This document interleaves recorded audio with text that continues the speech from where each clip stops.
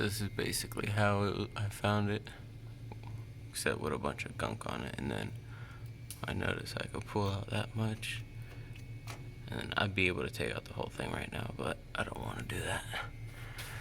Got the clip in there just so I can not lose it. I still want to go over this part right here. I'm going to change out these lines, mostly because, well, I don't like how they're set up like this, because I guess the hard line broke at one point or something happened to it.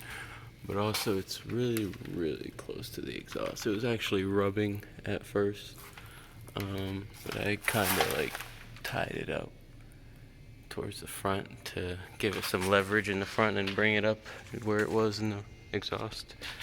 So yeah. Put this one back in after checking it out, cleaning it off. Definitely gonna have to service this diff as soon as possible, but I want to tackle one thing at a time. So if this fixes my transmission issue, this is the next thing. Pumpkin's gonna get cracked open, cleaned out, maybe even weld up some fucking spider gears. Who knows? Who knows? So yeah, this is where we're at. I'm also thinking about maybe lowering the rear end, seeing how much I can make it squat. Just take the leaf springs, put it under the axle, see how it rides after that.